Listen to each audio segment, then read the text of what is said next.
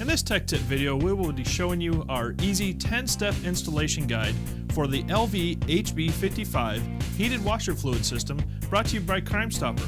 So let's take a look. We're using this 2012 Jeep Wrangler for our installation. Your installation may vary from ours, but the steps will be the same for most vehicles. After you open the hood of the vehicle, you will start step 1 of the install. You will need to locate the battery, the washer fluid hose, which is the hose that connects the washer fluid reservoir to the nozzles, and also a spot to mount the main system component. Which brings us to our second step, finding a good mounting location. One of the greatest features of this system is its flexibility in mounting, as it has the ability to be mounted in any direction. We, however, decided to go with a different mounting option for 2 reasons. First, we were able to utilize the OEM bolt to mount the system with our custom fabricated bracket. Secondly, just below the OEM bolt we are using to mount the system, there is an OEM grounding point for the vehicle. This brings us to our third step, running the wire for the system.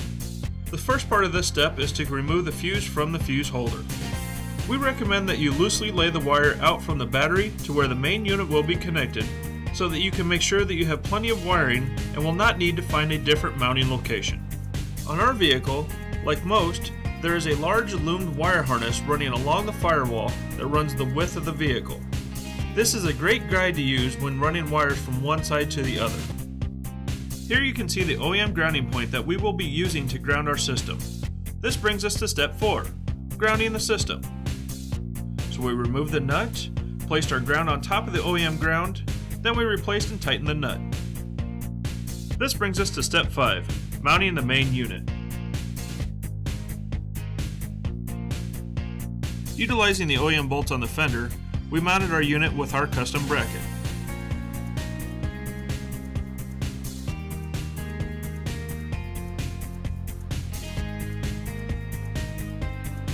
Now that the unit is mounted, this brings us to step 6, splicing the washer fluid hose. After following the hose where it connects to the nozzles, we were able to find the best place to cut it was right next to the main unit. We then allowed ourselves about 2 inches of slack and then cut the hose in half. Taking the extra slack, we then cut a piece of the hose about 2 inches long. This will become apparent why in the next step. Step 7. Connecting the hoses and installing the check valve. Place the part of the hose coming from the washer fluid reservoir on the closest port of the main unit. Once you have the first hose on, grab the check valve. This valve is a one-way valve and is marked with an arrow on which way fluid can travel through it. Here we have created an illustration showing you the valve. As you can see, there is an arrow pointing in one direction. This is the direction the fluid can travel and will stop fluid from being able to flow in the other direction. Once you have the check valve, take the 2-inch section that you have cut earlier and place it on the bottom side or inside of the check valve. Now you will be able to connect the hose that leads to the nozzles to the open end of the check valve. As you can see, just past the yellow cap at the bottom of the video, the power is not connected to the system yet. This brings us to step 8, connecting the power.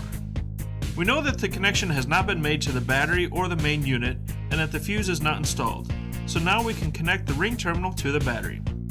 On the Jeep we are working on, the battery has many mounting points. Your vehicle's battery may or may not have this option. Once you have the battery connected, you can move on to the next step. Step 9, installing the fuse and powering up the unit.